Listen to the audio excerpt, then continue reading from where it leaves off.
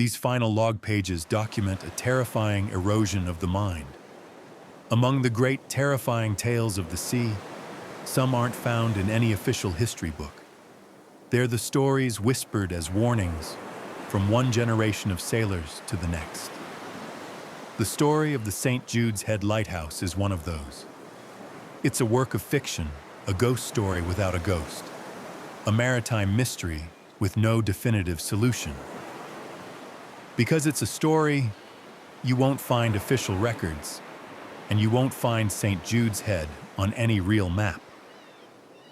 But within this legend, another record is said to exist.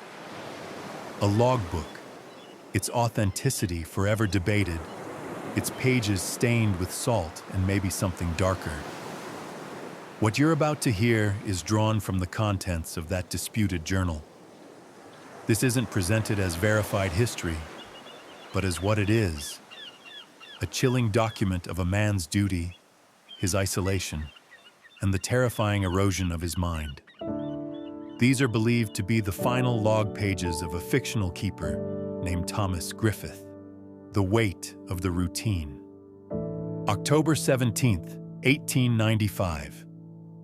Arrived at St. Jude's Head, Principal Keeper Blackwood was waiting on the jetty, a man who looked like he was carved from the same granite as this godforsaken rock. He gave me a firm handshake and a face completely devoid of sentiment. The supply tender barely waited for my trunk to clear the rail before casting off, its horn a final, mournful goodbye to the world of men. The island is smaller than I'd imagined, just a jagged tooth of black rock jutting from the Atlantic, with the tower as its only crown. Blackwood gave me the tour. It didn't take long. The keeper's quarters, the oil store, the tower itself.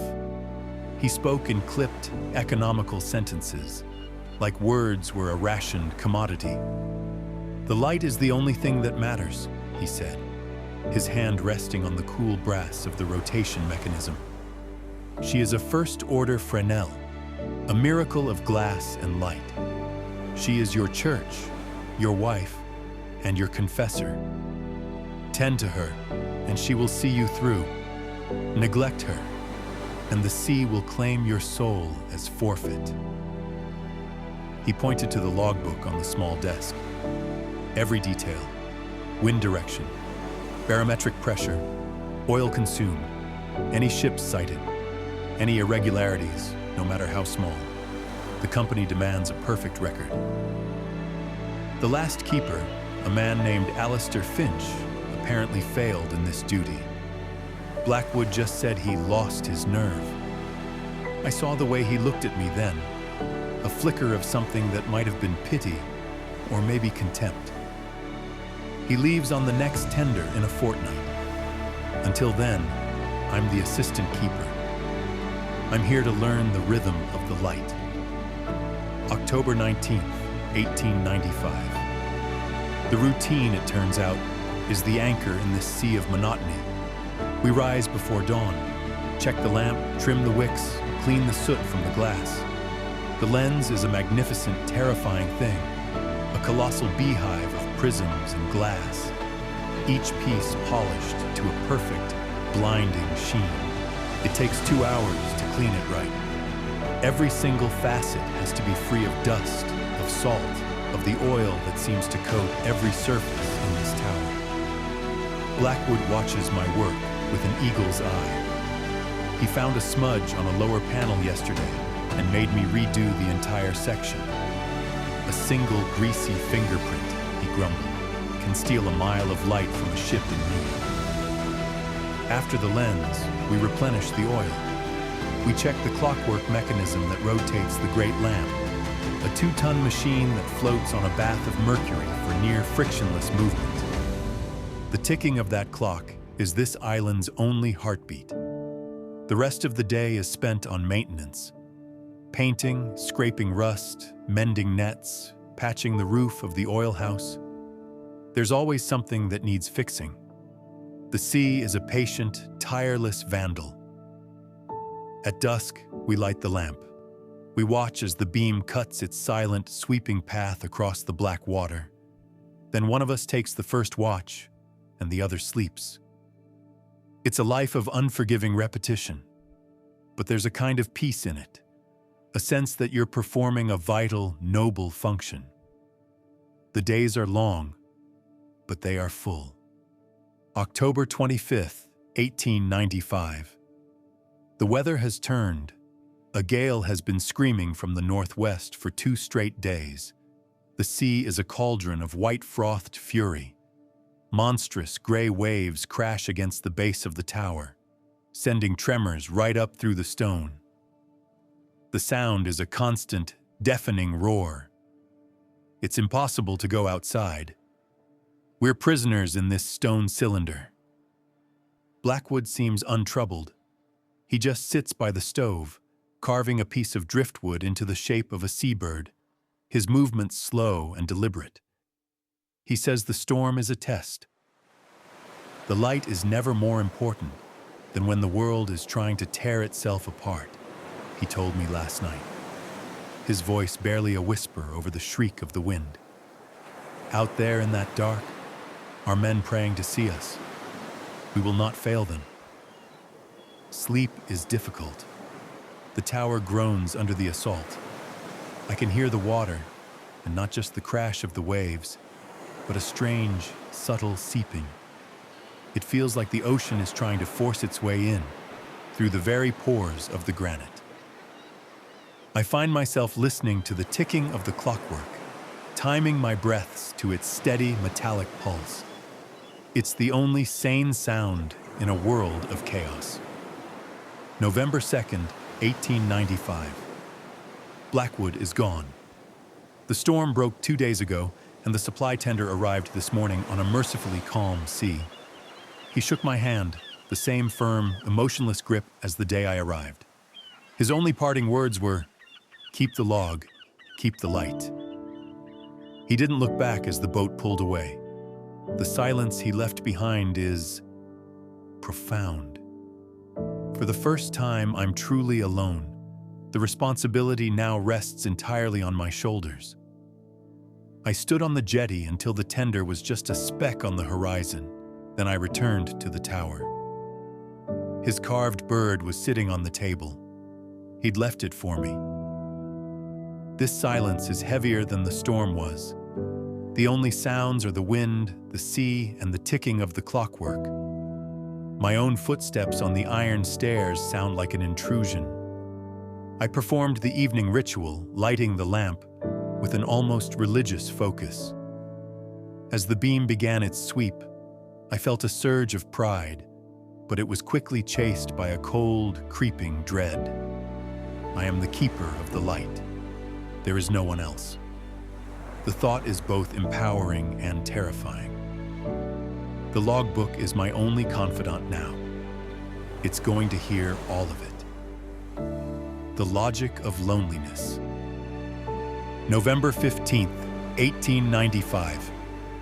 2 weeks of solitude. The routine is more than an anchor now. It's my entire existence. I've memorized every scratch on the floorboards, every rust stain on the iron railings.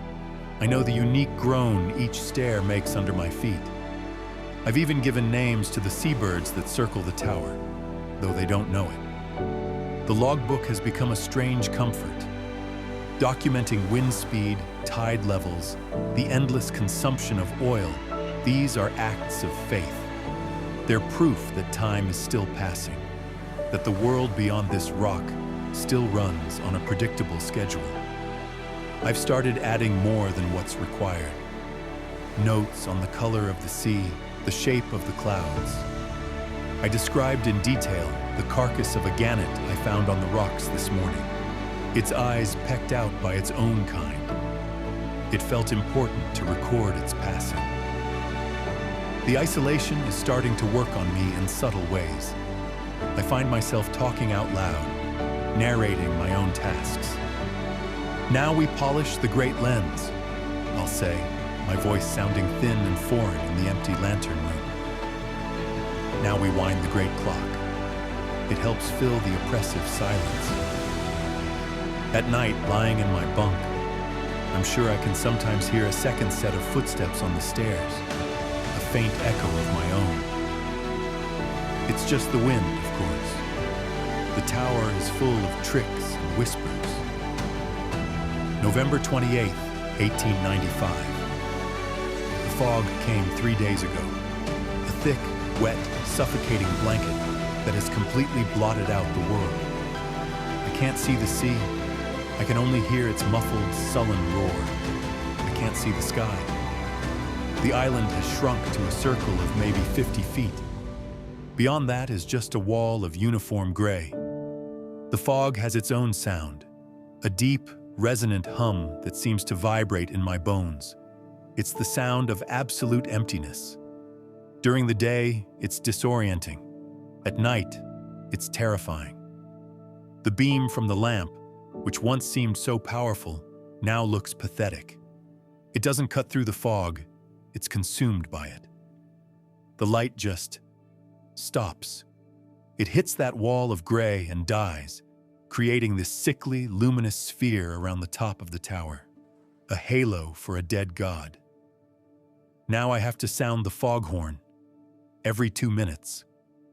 It's a manual, gut-wrenching task, pulling the great lever for the bellows, feeling the tower shudder as it unleashes its monstrous, sorrowful moan into the void. The sound is supposed to be a comfort to mariners, a warning. But from in here, it sounds like the cry of some great beast in its death throes. Every 2 minutes. The silence in between is the worst part. A minute and a half of just waiting for the next scream. The work is exhausting. My back aches, my hands are raw. But the exhaustion is a blessing. It's the only thing that lets me sleep. December 5th, 1895. The fog remains. I've lost track of how long it's been. A week? Longer? The logbook tells me it's been 10 days. My sense of time is becoming distorted. The cycle of day and night has been replaced by the cycle of the horn. Pull the lever. Hear the moan.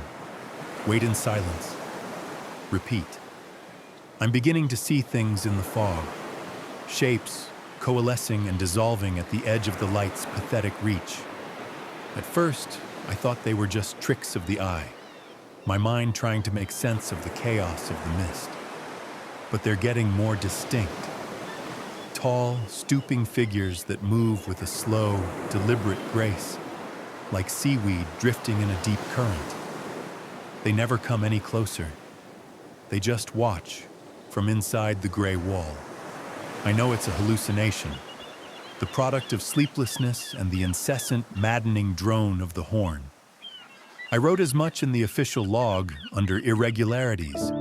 I wrote, "Keeper experiencing mild fatigue-induced visions of no consequence." Stating it plainly in black and white should make it feel manageable. It doesn't. Last night I thought I saw Alistair Finch out there among them, the man who lost his nerve. His face was pale and bloated, his eyes wide with a kind of ecstatic horror. He raised a hand, not in greeting, but as if in warning, or maybe it was an invitation. I didn't sound the horn for the next 2 cycles. I just stood there, my heart a cold stone in my chest, and watched the place where he'd been. The silence was more frightening than he was. December 12th, 1895. The fog lifted this morning. The sudden appearance of a horizon, of a world that wasn't gray, was so shocking I nearly fell to my knees. The sun felt like a physical blow, but the relief was short-lived. The world it revealed is wrong. The sea is a strange, oily black, even under the bright sun. It looks thick, viscous, and it is utterly silent. The waves don't crash against the rocks. They seem to just lap at them gently, almost apologetically. All day I haven't heard a single seabird. The sky is empty. The rock is completely devoid of life. The silence is a new kind of torture. It's not the waiting silence between foghorn blasts. It's a deep, profound, and unnatural quiet. The world is holding its breath. I went down to the jetty, just needing to feel solid wood under my feet, and found it slick with a strange, gelatinous algae I've never seen before. It glows with a faint, sickly phosphorescence, even in the daylight. I am more afraid now than I was in the fog. The fog was a known enemy, a physical oppression. This is a corruption, a sickness in the world itself. The light from the lamp seems different now. I've become obsessed with its purity. I spend hours polishing the lens, convinced that some of this strange new sickness is trying to coat it, to dim its power. The beam must remain pure. It's the only good thing left. The Unraveling. December 18th, 1895. The patterns are in the light. How could I have been so blind? It's not just a warning beacon, it's a language, a sweep of the beam, the way it illuminates the crest of a wave, the brief flashes as it passes over the lens. It's a code, a conversation. I noticed it 3 nights ago. I was on watch, staring out at the oily black water, when I saw a flicker on the horizon. Not a ship. It was too brief, too responsive. I watched the beam of my own lamp sweep across the sky, and just as it passed its highest point, the flicker answered. A pinprick of cold, white light blinking back from the edge of the world. I've been tracking it ever since. It isn't random. It's responding to my light. The rhythm of its flashes changes depending on where my beam is in its rotation. When the light shines on the strange, glowing algae on the rocks, the distant flicker becomes frantic. When it shines on the empty black water, the flicker is slow, almost mournful. I'm beginning to understand. The light isn't just for ships. It's a key. The lens isn't just glass. It's an eye. And it has been staring into something for years, for decades. Blackwood must have known. Finch must have seen it too. Is this why he lost his nerve? Did he try to stop the conversation? Or did he try to join it? I'm modifying the mechanism. Small adjustments at first. I've altered the rotation speed by a fraction of a second, just to see what would happen. The response was immediate. The distant light blinked back a new pattern, one I haven't seen before. A pattern of inquiry. It wants to know why the rhythm has changed. It's aware of me. I've stopped logging the wind and the tides. Those things are meaningless now. The only data that matters is the conversation. I'm drawing the patterns on the walls of the lantern room. Complex geometries, arcs of light and shadow, a new kind of celestial navigation. I'm on the verge of a great and terrible discovery. December 24th, 1895. Christmas Eve. The world of men is celebrating the birth of a savior. Here in the tower, I'm preparing for a different kind of nativity. The conversation has become more complex. I'm no longer just an observer, I'm a participant. The entity on the horizon, and I'm convinced it is a singular intelligence, not some natural phenomenon, is teaching me its language. It's a language of light and angles, of time and shadow. It speaks of things that would shatter the minds of lesser men, of the vast, cold, and sentient darkness between the stars. It speaks of the true nature of the sea, not as a body of water to be sailed upon, but as a membrane, thin and fragile, stretched over a reality of immense and ancient power. It tells me that this rock, St. Jude's Head, is a weak point, a place where the membrane is thin. The tower wasn't built to warn ships away from the rocks. It was built to hold something back. The light isn't a beacon, it's a lock. And I, the keeper, am the key. The entity tells me my predecessors misunderstood their purpose. They thought they were servants of commerce, of human safety. They were jailers, wardens of a silent, sleeping prisoner. But the prisoner is stirring. The oily sea, the unnatural silence, the glowing algae, these are all signs of its awakening. The entity tells me I am different. It says Blackwood was a fool, content to just polish the bars of the cage. It says Finch was a coward who looked through the keyhole, saw the eye of the prisoner staring back, and broke. But I have the courage to turn the key. I have been breaking the lens, not all at once. That would be too crude. I'm making subtle, precise fractures in the lesser prisms. Tiny chips and cracks, invisible from a distance, but they fundamentally alter the character of the light.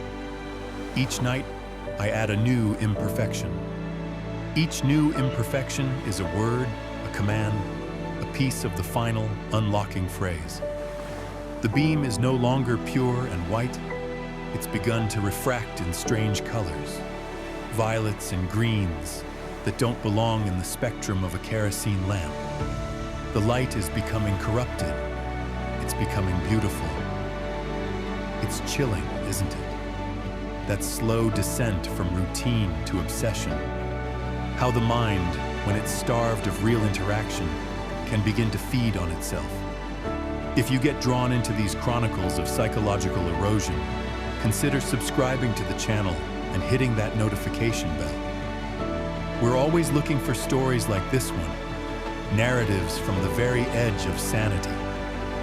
Now let's return to the Tower of St. Jude's Head and the final entries of its last keeper. The Horror Payoff. December 29th, 1895. It's almost complete. The Great Lens is a spiderweb of cracks, a shattered jewel. To a layman's eye, it would look like simple vandalism, a senseless act of destruction. But it's not destruction, it's transfiguration. I have carved a new message into the heart of the machine.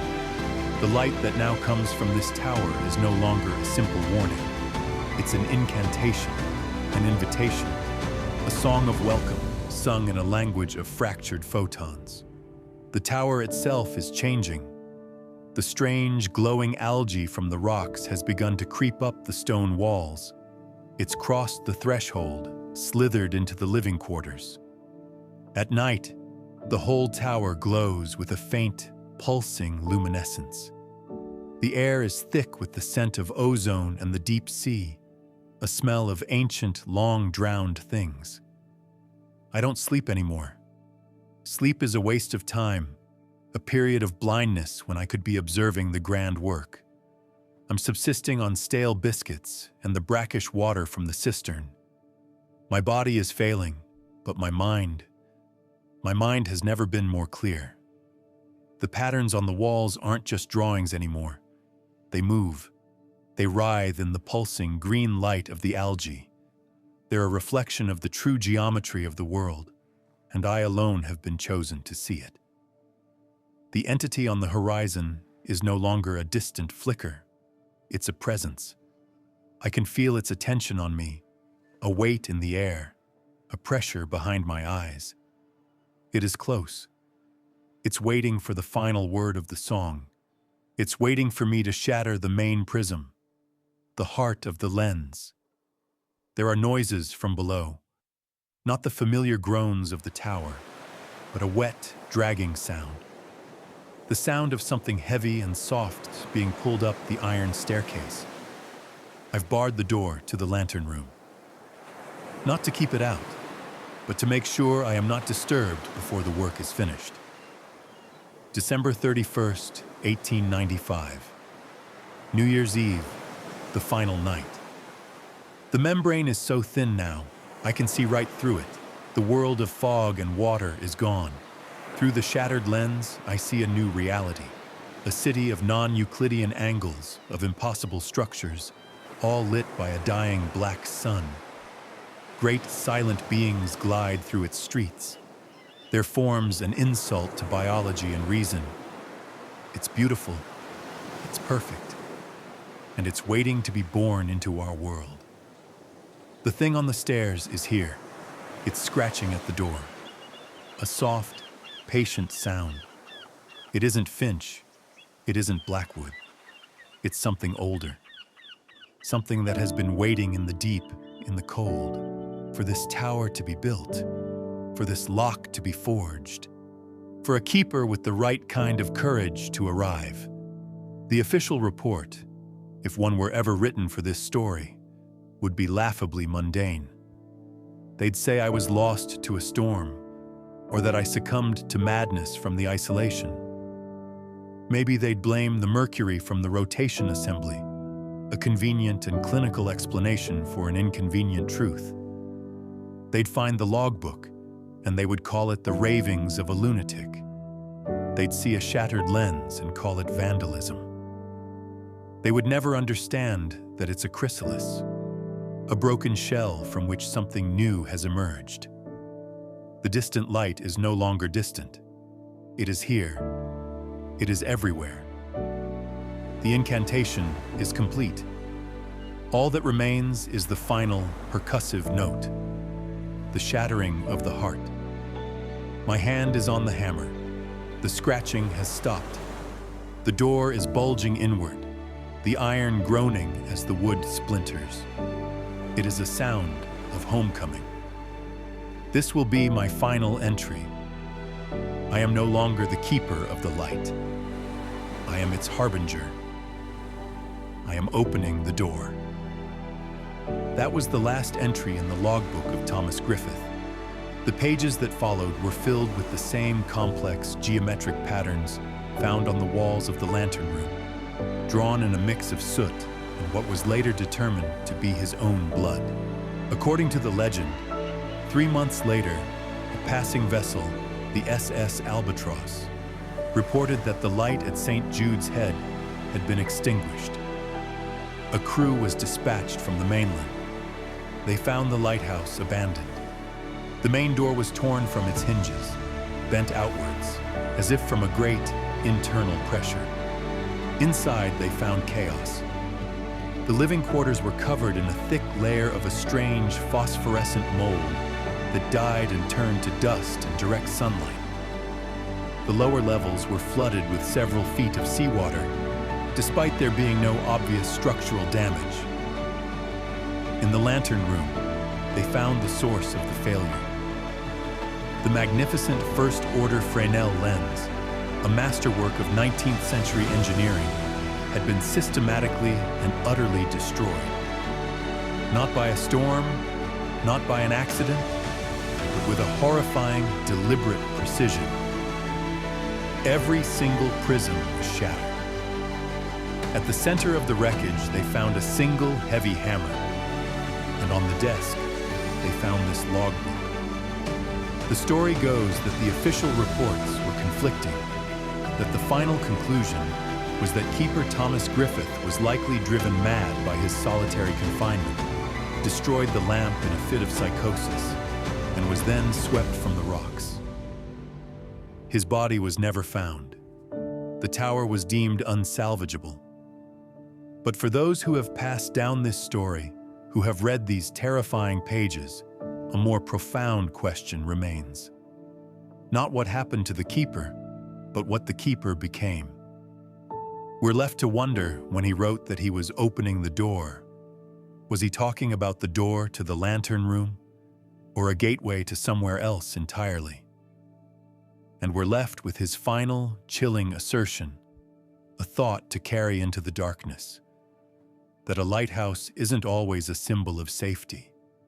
Sometimes it's a monument to the moment the light went out, and something else, something ancient and hungry, was finally welcomed in. The ocean keeps its secrets, and the stories of those who watch over it are often the most haunting. If you have a favorite piece of folklore or a legend you'd like us to explore, leave it in the comments below.